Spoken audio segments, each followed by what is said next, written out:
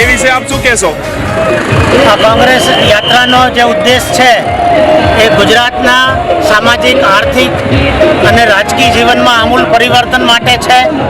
અત્યારે તંત્ર દારૂનો બાટલો સસ્તો છે અને ગેસનો બાટલો મોંઘો છે. લોકો એવું કહે છે કે ભાજપ સત્તાના નશામાં મસ્ત અને પ્રજા મોંઘવારીથી ત્રસ્ત.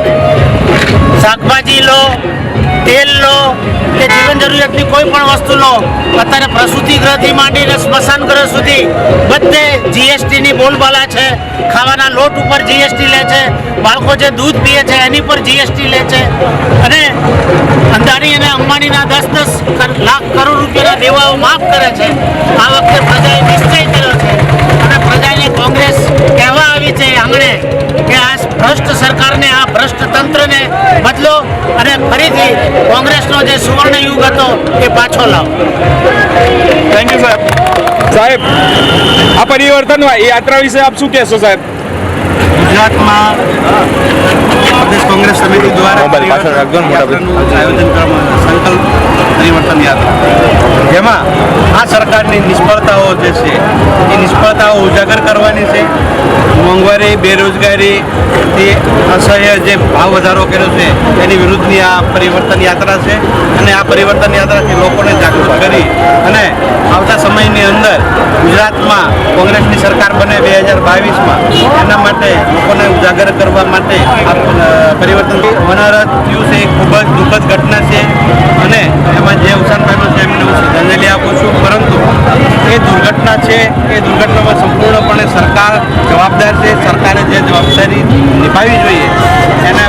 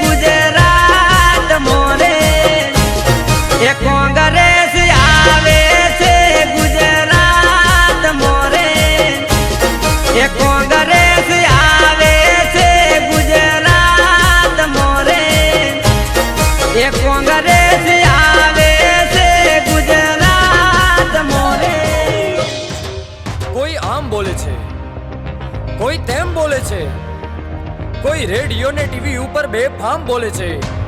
પણ યાદ રાખજો અને ધ્યાન રાખજો, એક વાતની નોંધ રાખજો. કોંગ્રેસનું કામ, કોંગ્રેસનું કામ, કોંગ્રેસનું કામ બોલે છે. કોંગ્રેસનું કામ, કોંગ્રેસનું કામ, કોંગ્રેસનું કામ બોલે છે.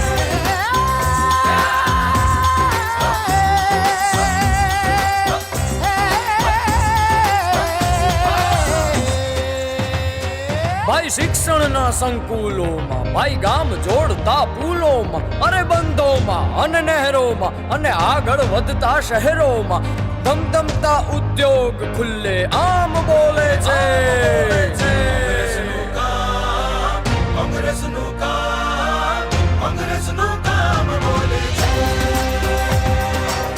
કોંગ્રેસનું કામ,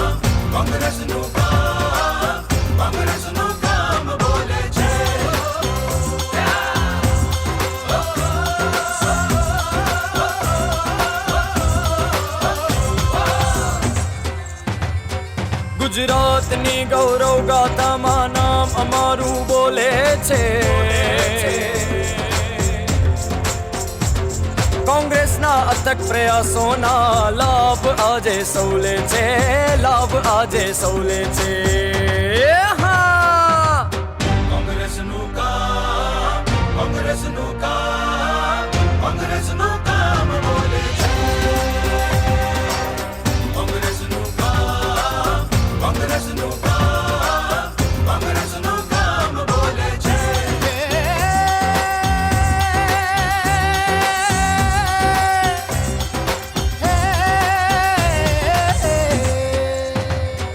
ખેડૂતોની સમૃદ્ધિમાં, ડેરી ઉદ્યોગની વૃદ્ધિમાં, સહકારની સાહસિક વૃત્તિમાં, પ્રગતિની સૌ પ્રવૃત્તિમાં કોંગ્રેસ કરાવેલા લાભ ગામે ગામ બોલે છે.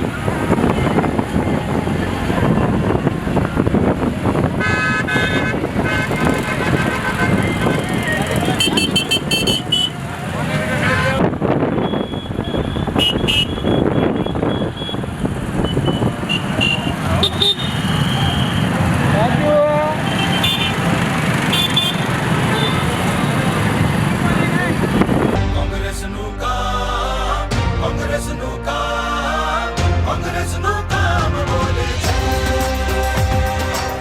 કોંગ્રેસનું કામ, કોંગ્રેસનું કામ, કોંગ્રેસનું કામ બોલે છે.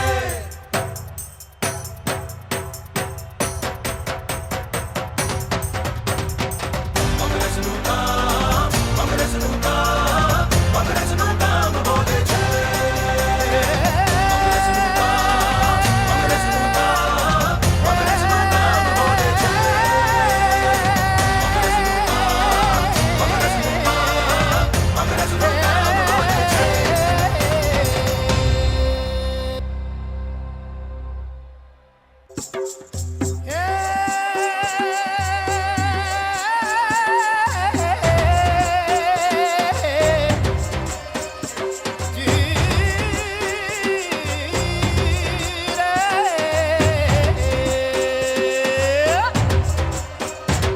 કોઈ આમ બોલે છે, કોઈ તેમ બોલે છે, કોઈ રેડિયો ને ટીવી ઉપર બેફામ બોલે છે. પણ યાદ રાખજો અને ધ્યાન રાખજો, એક વાતની નોંધ રાખજો, નોંધ રાખજો. કોંગ્રેસનું કામ, કોંગ્રેસનું કામ, કોંગ્રેસનું કામ બોલે છે. કોંગ્રેસનું કામ, કોંગ્રેસનું કામ, કોંગ્રેસનું કામ બોલે છે.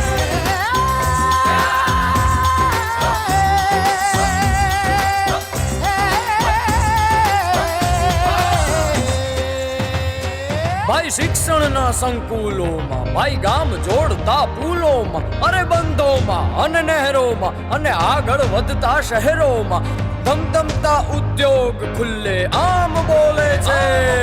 કોંગ્રેસનું કામ, કોંગ્રેસનું કામ, કોંગ્રેસનું કામ બોલે છે. કોંગ્રેસનું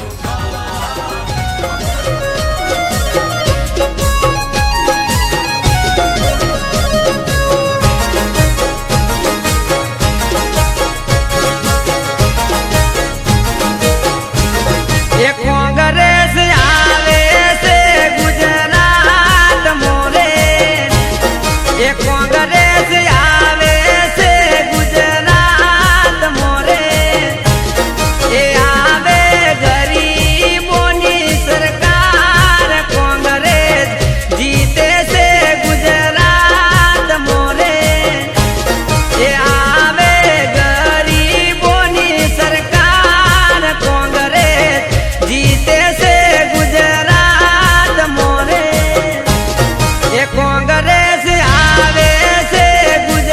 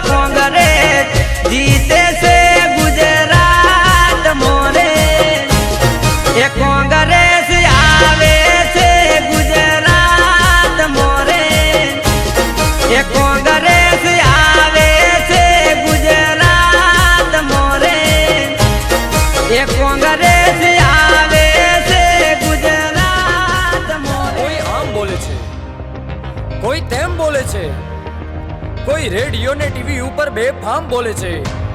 પણ યાદ રાખજો અને ધ્યાન રાખજો, એક વાતની નોંધ રાખજો, નોંધ રાખજો.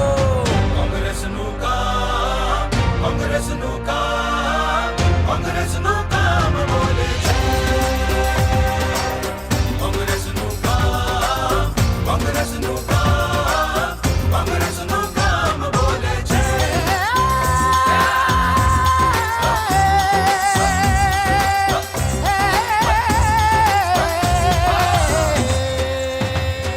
ભાઈ શિક્ષણના સંકુલોમાં, ભાઈ ગામ જોડતા પુલોમાં, અરે બંધોમાં અને નહેરોમાં અને આગળ વધતા શહેરોમાં ધમધમતા ઉદ્યોગ ખુલ્લે આમ બોલે છે. કોંગ્રેસનું કામ, કોંગ્રેસનું કામ, કોંગ્રેસનું કામ બોલે છે. કોંગ્રેસનું કામ, કોંગ્રેસનું કામ, કોંગ્રેસનું કામ બોલે છે.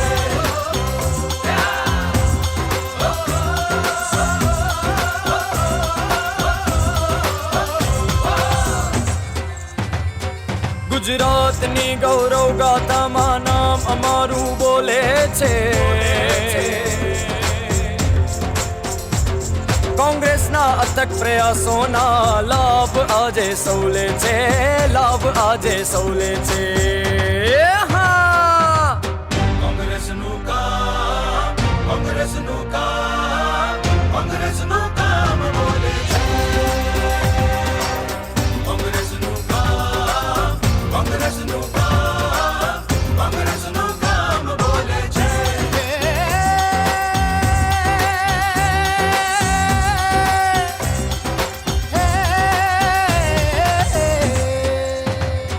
ખેડૂતોની સમૃદ્ધિમાં, ડેરી ઉદ્યોગની વૃદ્ધિમાં, સહકારની સાહસિક વૃત્તિમાં, પ્રગતિની સૌ પ્રવૃત્તિમાં કોંગ્રેસ કરાવેલા લાભ ગામે ગામ બોલે છે. કોંગ્રેસનું કામ, કોંગ્રેસનું કામ, કોંગ્રેસનું કામ બોલે છે. કોંગ્રેસનું કામ, કોંગ્રેસનું કામ, કોંગ્રેસનું કામ બોલે છે.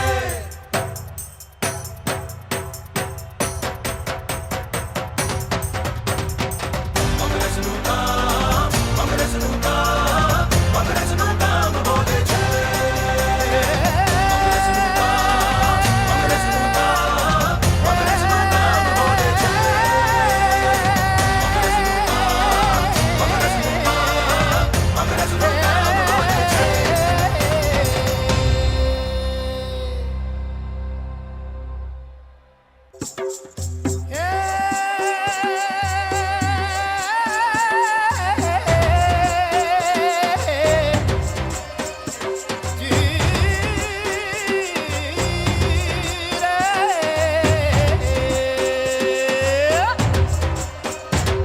કોઈ આમ બોલે છે, કોઈ તેમ બોલે છે, કોઈ રેડિયો ને ટીવી ઉપર બેફામ બોલે છે. પણ યાદ રાખજો અને ધ્યાન રાખજો, એક વાતની નોંધ રાખજો, નોંધ રાખજો. કોંગ્રેસનું કામ, કોંગ્રેસનું કામ, કોંગ્રેસનું કામ બોલે છે. કોંગ્રેસનું કામ, કોંગ્રેસનું કામ, કોંગ્રેસનું કામ બોલે છે.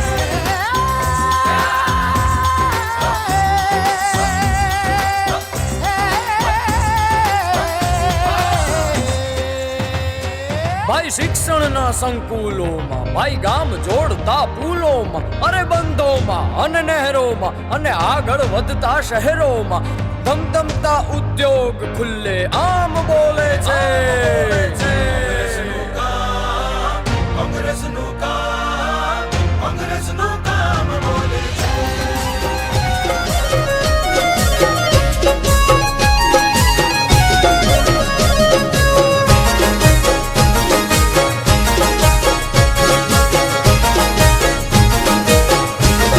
એ કોંગ્રેસ આવે છે ગુજરાત મોરે, એ કોંગ્રેસ આવે છે ગુજરાત મોરે.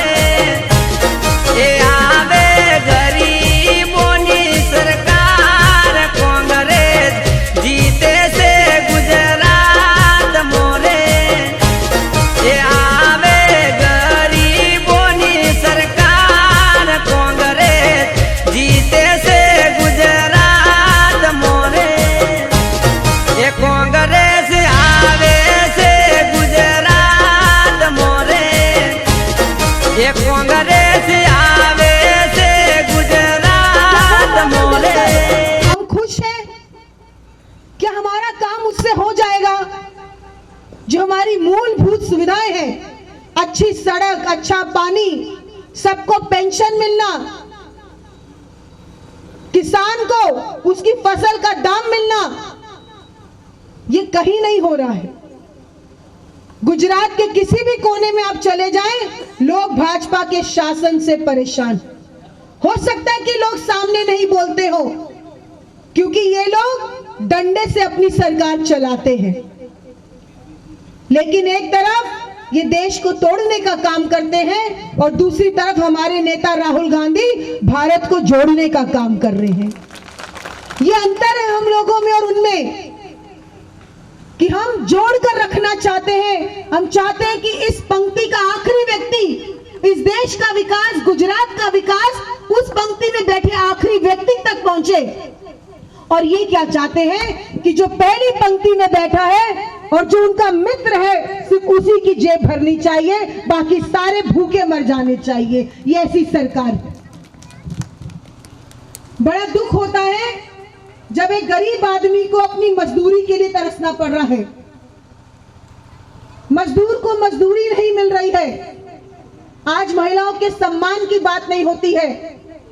मोरबी जिले में जो हमारे भाई बहनों के साथ घटना हुई, पूरा देश स्तब्ध था, पूरे देश की संवेदनाएं थी, लेकिन ये लोग उसमें भी जो है लीपा पोती कर कर सिर्फ दिखावटी आंसू रो रहे थे।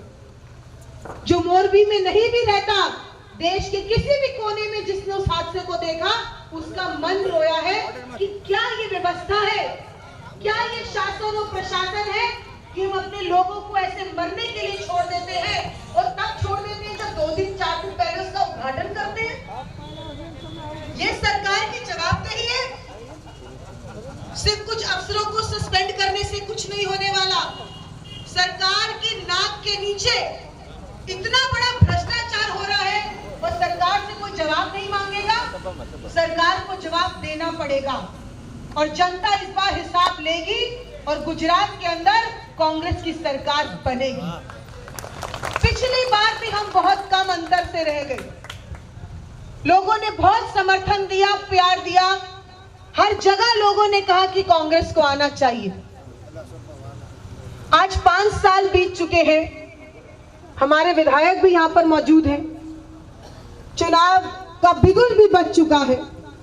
मैं आपसे बस यही निवेदन करूंगी, क्योंकि समय बहुत ज्यादा है, बात तो आपसे बहुत लंबी भी करने का मन है, लेकिन आप लोग भी बहुत देर से बैठे हुए। मैं एक आखिरी में यही निवेदन करना चाहूंगी, अगले 5 साल, 5 दिन नहीं है, 5 साल है, हमने किसको देना है, ये बड़ा सोच समझ के तय करना पड़ेगा इस बार। क्योंकि ये लोग चुनाव दर चुनाव जीतते हैं और अगर जीतते नहीं हैं तो तोड़कर जीतते हैं।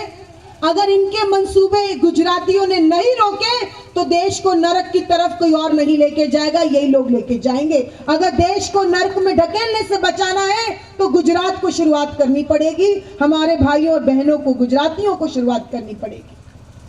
मैं हमेशा कहती हूं कि गुजरात एक ऐसी भूमि है जो देश को व्यापार देती है, जो देश को बड़े बड़े काम देती है, जो देश का राजस्व बढ़ाती है। अगर ऐसे गुजरात में भी खुशहाली बरकरार नहीं हो और हमारे काम धंधे वाले लोगों को भी सोचना पड़े कि व्यापार ठप करना पड़ रहा है, तो सोचिए कि हमारा देश किस तरफ जा रहा होगा। अगर इस देश के जो बाकी लोग जब गुजरात की ओर देखते हैं, अगर उनको ये महसूस हो रहा है कि गुजरात में कहीं ना कहीं लोग परेशान हैं, व्यथित हैं, ये शुरुआत आप लोगों को ही करनी पड़ेगी। हिसाब आपको लेना ही पड़ेगा। इस चुनाव के अंदर ये लड़ाई विचारधारा की लड़ाई है। क्या हमने इस देश के अंदर कैसी पार्टी को जिंदा रखना है, हमने गुजरात के अंदर कैसे एक साथ रहना है और सबका विकास करना है। विज्ञापन वाले विकास की बात नहीं कर रही मैं। ये सरकार हजारों करोड़ रुपए विज्ञापन पे खर्च करती है, लेकिन जब किसी भी पॉलिसी की बात आती है तो ये सरकार के पास कहते हैं कि पैसा नहीं। आज ये समय है कि हम अपनी जिम्मेदारी को समझें। यहाँ पे बहुत सारे कांग्रेस के कार्यकर्ता भी होंगे, जो पदाधिकारी भी होंगे। मैं आपसे भी कहना चाहूंगी, हर एक पल इंपॉर्टेंट है, हर एक दिन जरूरी है। आप लोगों को डटकर काम करना है और कांग्रेस पार्टी को सौराष्ट्र रीजन के अंदर हम लोग सबसे ज्यादा सीटें जीतकर कांग्रेस पार्टी की झोली में डालें। हमारी सबका ये प्रयास होना चाहिए, हमारा सबका ये प्रयत्न होना चाहिए। इन्हीं शब्दों के साथ सबका बहुत बहुत धन्यवाद। जय हिंद, जय भारत, जय गुजरात। જે રીતે એમને વાત કરી કે ગુજરાતની અંદર જે રીતે ભારતીય જનતા પાર્ટીનું એકદમ શાસન છેલ્લા 5 વર્ષથી આપણે કચડાઈ રહ્યા છીએ અને આપણે 2022માં જ્યારે કોંગ્રેસની સરકાર બનાવવા જઈ રહી છીએ ત્યારે કેવા વચનો લઈને જે છે એની વિસ્તૃત માહિતી આપી। અમૃતાજી, આપકા ખૂબ ખૂબ ધન્યવાદ। अब मैं अशोक भैरवा जी को विनती करता हूँ कि अपनी ओर से 2 बात कीजिए।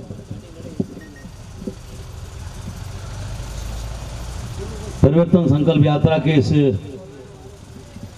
सभा में पधारे सभी मेरे पिता तुल्य बुजुर्गों, नौजवान साथियों, दोस्तों और हमारे खास मेहमान अमृता धवन जी, भाई ऋतिक मकवाना जी, धारासभ्य भाई राजू जी गोयल साहब, पलंत गढ़वी जी, मंच पर विराजमान सभी संजय जी और मैं जब सारा नाम तो जानता नहीं, सभी आदरणीय नेतागण और पुनः मेरे प्यारे भाइयों, ये परिवर्तन यात्रा आप जो कर रहे हैं इसमें एक एक व्यक्ति की भागीदारी है। और मैं तो नौजवान साथियों से कहना चाहता हूं कि अगर आप नहीं जागे तो देश बहुत जल्दी बिकने वाला है। ऐसी कोई प्रॉपर्टी जो हमने 70 सालों में बनाई है बचने वाली नहीं है। एक बार मैं जयपुर से फ्लाइट से अहमदाबाद आया और 2 दिन बाद आपके यहाँ मीटिंग लगे वापस लौटा तो जयपुर का एयरपोर्ट अडानी एयरपोर्ट हो गया। रातों रात एयरपोर्ट भेज देते हैं, रातों रात रेलवे भेज देते हैं, रातों रात ONGC भेज देते हैं, हमारी सरकारी कंपनियां भेज देते हैं और केवल उन मित्रों को जो उनको धन दौलत से मालामाल करती है और उनको राजनीति में लाभ देती और ये उनके घर भर रहे हैं। आखिर में वही लोग दुनिया के अरबपति खरबपति क्यों बन रहे हैं? क्योंकि सरकार चलाते हैं और बनी बनी सरकारों को तोड़ने का काम भी वही करते हैं। हमारी मध्य प्रदेश सरकार तोड़ी, आपके गुजरात के 23 MLA तोड़े, कई करोड़ों रुपए देकर उनके धर्म बदला दिए गए और असम में ये हालत हुई, गोवा में हालत हुई, महाराष्ट्र में हालत हुई। ऐसी कैसी ये लोकतंत्र की व्यवस्था हो रही है जो 70 साल में हमने देश का ताना बाना बुना और इस देश को सुंदर सजाया। जहां सुई नहीं बनती थी वहां तमाम मेडिकल एम्स बने, एयरपोर्ट बने, रेलवे लाइनें बिछी, सड़कें बनी, रिसर्च सेंटर बने, हवाई जहाज बने, रॉकेट बने, मंगल ग्रह पे इंदिरा गांधी समय में हमारे जो है उपग्रह छोड़े गए, नासा, तमाम जो विकास हुआ। आज 7 साल में तो 70 साल में क्या किया? ये तो वो हालत होगी कि पोता पूछे दादा से, दादा तेने किया क्या है? दादा से कल का पोता पूछे तेने किया क्या है? दादा बोला भाई 70 साल में मैंने अपना जीवन इस परिवार को बनाने में लगा दिया, इसको परिवार को संवारने में लगा दिया। तू कल तो पैदावार, आज सवाल मुझसे पूछ रहा है। तो ये नामुराद लोग, ये छोटा भाई मोटा भाई पता नहीं क्या करना चाहते हैं। ये दोनों इस देश को बेच के, सुना भी होगा कि हम तो फकीर है भाई, झोला लेके चले जाएंगे, पर इन गुजराती को क्या होगा जिन्होंने 27 साल तक आंख में इसके विश्वास किया और जुमले खाए। आज भी गरीबी बेरोजगारी गुजरात में कम नहीं है। भरे होंगे लोगों के घर, भरे होंगे कुछ लोगों के, उनके मित्रों के, पर आज भी गरीबी बेरोजगारी महंगाई की मार। पिछली बार की इनकी विज्ञापन सुनो, जब हमारा 400 रुपये का सिलेंडर था तभी बोलते थे महंगाई की मार अब नहीं, ये सरकार मोदी सरकार लाओ। ले आए, 1200 का सिलेंडर कर दिया, डीजल 100 रुपये कर दिया, पेट्रोल 120 रुपये लीटर कर दिया। अब ऐसी सरकार चाहिए। तो गुजराती भाइयों आपको धन्यवाद है। मैं राजस्थान से आता हूँ, 4 बार MLA रहा हूँ, पिछली बार कैबिनेट मिनिस्टर रहा हूँ और सामाजिक न्याय अधिकारिता विभाग हमने चलाया। आप अशोक गहलोत जी जो हमारे गुजरात के प्रभारी हैं, उनकी सरकार में मैंने काम किया।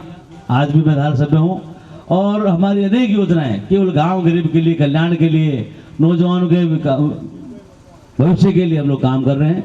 सामाजिक न्याय की जितनी भी स्कीम है, सामाजिक लोक कल्याणकारी योजनाएं हैं, पेंशन है, विधवा पेंशन है, अभी हाल ही में हमने चिरंजीवी स्वास्थ्य बीमा योजना लागू करी, इसमें हर परिवार को 10 लाख का बीमा हम लोग दे रहे हैं, जिसमें तमाम बीमारियों का इलाज गरीब आदमी को फ्री में मिलेगा। और अगर इंडिकेटर को डेथ हो जाती है 5 लाख रुपए उसको बीमा का दिया जाएगा। ये कवर भी सरकार कर रही है। 2 रुपये किलो गेहूँ दे रहे हैं और हमारे बच्चों को टैबलेट स्कूटी दे रहे हैं, कंप्यूटर लैपटॉप दे रहे हैं। मतलब कोई कमी नहीं है शिक्षा के क्षेत्र में भी, और सड़कों में, मेडिकल में, स्वास्थ्य में, कोरोना में भी हमने दिल जान से काम किया। यहाँ पर लोगों ने घर बनाए। आज भी उनके मित्रों ने कोरोना में माल लूटा और जनता तड़पती रही। आज तुम विदेश से हवाई जहाज से लोगों को ला सकते हो, पर जब गरीब तड़प रहा था, गरीब जब गांव में लौट रहा था तो इन्होंने सुध नहीं ली। अभी मोरबी की घटना बताई बहन अमृता जी ने कि 1% भी शर्म हया नहीं कि जब वो 140-50 लोग हमारे जान से लील गए और ये लोग जो है दूसरे दिन फोटो सेशन खिंचवा रहे थे। तो ये जो पुलवामा में हमारे शहीद हुए सैनिक, दूसरे दिन आप फिल्म की शूटिंग कर रहे थे, तो आप समझ लो कि इनका कहने का तरीका अलग है। ये केवल मौज मस्ती के लोग हैं, इनका आगे नाथ न पीछे नारा, ये एकला ही चलो भाई, ऐसे लोग हैं। और घर की चिंता तो इनको है ही नहीं, क्योंकि जिसके घर में बच्चा होता है उसके दर्द होता है, बच्चा रोता है, उसको दवाई चाहिए, पढ़ाई का पैसा चाहिए। अब जिसके आगे पीछे कोई उसको काहे का दर्द, ये तड़प रहे तो तड़पने दो। ये सारे ऐसे ही हैं, एक जैसे ही सारे, ऊपर तक यूपी तक चले जाओ आप, इनको कोई घर की परवाह नहीं। अब घर में कैसे महिलाएं बजट चलाती, कैसे रसोई का खर्चा चलाती है, कैसे जो है घर संभलेगा, गैस कैसे आएगा, आटा के क्या भाव है, दाल के क्या भाव है, सरसों का तेल के क्या भाव है। मुझे ध्यान 110-20 रुपये लीटर तेल था सरसों का, आज 220 रुपये हो गया। आप परसेंटेज देखो महंगाई, जस्ट 100 गुना परसेंटेज है। हम लोग अंदाजा नहीं लगा पाते। एक एक चीज में जब भाव देखोगे, इलेक्ट्रिसिटी का भाव बढ़ा है, इलेक्ट्रिसिटी सामान देखो आप, उसमें बढ़ गया। आप पाइप्स में देखो, आप सैनिटरी आइटम में देखो, आपको लगेगा नहीं, एक एक करके आपको लूट रहे हैं। और फिर किसानों को सम्मान निधि के नाम में 6,000 रुपये साल के दे रहे हो। 6,000 दे के 60,000 खींच रहे हो, आप उसकी जान लेना चाहते हो। बस जान बाकी गुजरात भाइयों, अगर आपने अब की बार इनको नहीं रोका ना तो ये देश बिक जाएगा।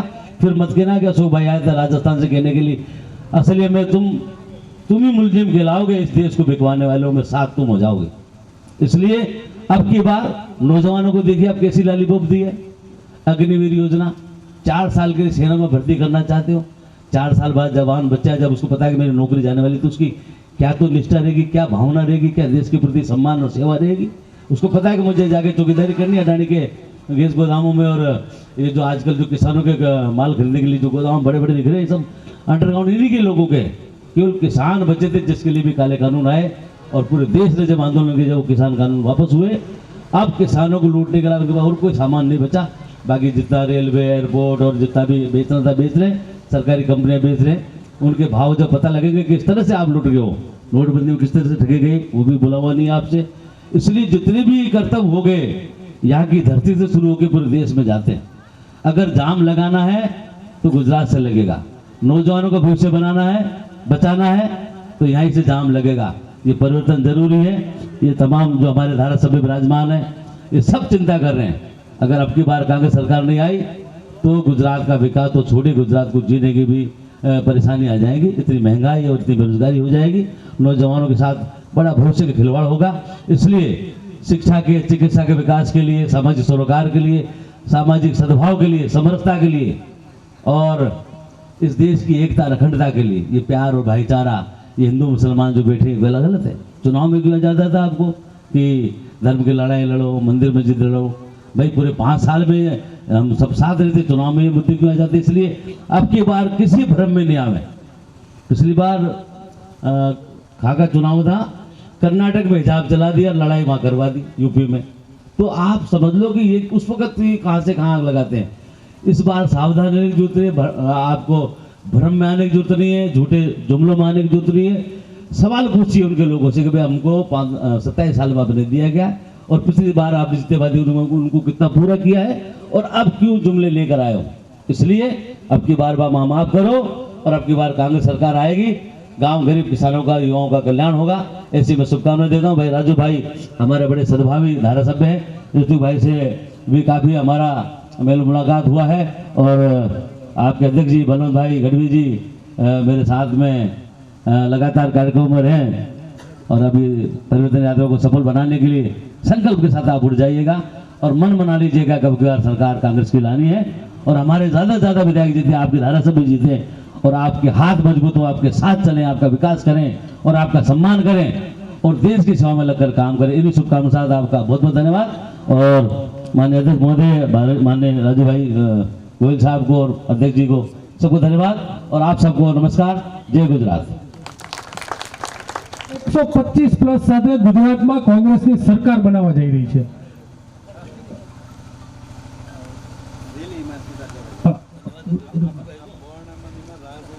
ઓકે, 125 પ્લસ સાથે કોંગ્રેસની સરકાર બનાવવા જઈ રહી છે। આપણે રાહુલ ગાંધીએ જે આપણને 8 વચનો આપ્યા છે, આ 8 વચનો લઈને આપણે લોકોની વચ્ચે જવાનું છે।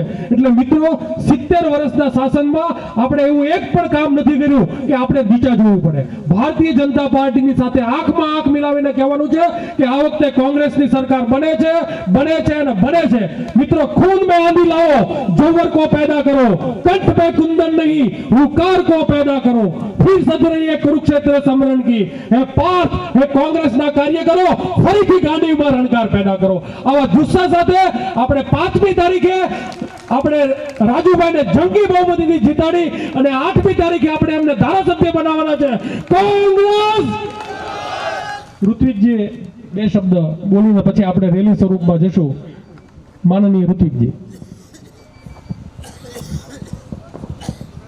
આજના વડીલ આગેવાનો, અહીંયા ઉપસ્થિત સૌ ભાઈઓ અને બહેનો, કાર્યક્રમ સમય કરતાં અંદાજ કરતાં ઘણો બધો મોડો ચાલી રહ્યો છે। તમે લોકો પણ 2-2.5 કલાકથી બેઠા છો, આગળ લીંબડી અને ગામડાવાળા પણ હજી બેઠા છે। અત્યારે વાતો કરવાનો બહુ બધો સમય નથી, પરંતુ એક નાનકડી વાત કરી લઈએ। અહીંયાથી ગયા પછી તમે ભારતીય જનતા પાર્ટીના પાછલા 27 વર્ષ યાદ કરજો। 27 વર્ષમાં એમણે જાહેર કરેલી એક યોજના યાદ કરજો। એ યોજના શા માટે કરવામાં આવી છે એને તમે યાદ કરજો અને પછી વિચારજો કે આ યોજનાથી કોને ફાયદો થયો। દાખલા તરીકે હજુ હમણાં જ મોરબીની ઘટના તાજી છે। મોરબીની આટલી ભયંકર ઘટના બન્યા પછી પણ અમે લોકો તો 2 કલાકમાં જ ત્યાં પહોંચી ગયા હતા। દિવસ અને રાત 48 કલાક ત્યાં સ્થળ ઉપર વિતાવ્યા છે અમે। લાશો હજી સરોવરમાંથી નીકળતી હતી એવા સમયે પણ આખે આખું વહીવટી તંત્ર, વડાપ્રધાન આવવાના છે એટલે કલર કામમાં, રિપેરિંગમાં, ટાઇલ્સ બદલવામાં, ફર્નિચર બદલવામાં આમાં લાગેલું હતું। હવે આના સંદર્ભે તમે પાછલા 27 વર્ષની યોજનાઓ યાદ કરો। ગેસના બાટલા મફત શું લેવા આપ્યા? ધંધો ગોતવા માટે। કોરોના વખતે રસી શું લેવા આપી? ધંધો ગોતવા માટે। દરેક ઘટના, દરેક યોજના તમે યાદ કરો। આ લોકો માટે શાસન નથી કરતા, પોતાના બિઝનેસ માટે કામ કરે છે। એને જો ધ્યાનથી નહીં સમજીએ, હું અને તમે સમયસર બહાર નહીં નીકળીએ તો આ મતદાન કરવાના છેલ્લા દિવસો ગણી લેજો। તમે નાગરિક મટી જવાના, ગ્રાહક બની જવાના। 7, 12, 8 તમને હવે મફત નથી મળતા। સરકારની એક પણ સેવા આજની તારીખે તમને મફત નથી મળતી। દરેક સેવામાંથી તમારી પાસેથી સર્વિસ ચાર્જ ઉઘરાવવામાં આવે છે। બહુ ગંભીર બાબત છે। નાગરિકમાંથી તમે ધીમે ધીમે ગ્રાહક તરીકે કન્વર્ટ થતા જાઓ છો। લાંબા ગાળાની પ્રોસેસ છે। ધ્યાન નહીં રાખીએ તો અંગ્રેજો ભારતમાં આવ્યા હતા, એ રાજ કરવા નહોતા આવ્યા, વેપાર કરવા આવ્યા હતા અને વેપાર કરતા કરતા ક્યારે રાજા થઈ ગયા મને ને તમને ખબર નથી। 200 વર્ષ કાઢી ગયા હતા। આ લોકો 7 વર્ષ આવ્યા છે, 7 વર્ષમાં મને ને તમને ગ્રાહક બનાવી દીધા છે। આ જ પ્રમાણે જો જાગ્યા નહીં તો 200 વર્ષ યાદ ન કરતા પાછા। છેલ્લી તક છે, મહેનત કરી લેજો.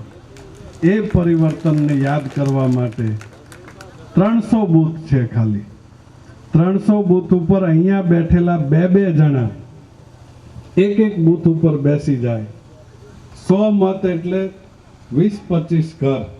અહીંયા બેઠેલા લોકો 20-25 ઘર સાચવી લે તો પણ અહીંયાથી પરિવર્તન પોસિબલ છે. દરેક સીટ ઉપર આવું નાનું કામ આપણે કરીશું તો એ પરિવર્તન માટેનો સંકલ્પ આજે આપણે અહીંયાથી લઈને જઈશું. એવા સંકલ્પ સાથે સમય ખૂબ થયો છે. આપ સૌનો ખૂબ ખૂબ આભાર. ધન્યવાદ. મહેમાનોનો ખૂબ ખૂબ આભાર. અહીંયા પરિવર્તન યાત્રા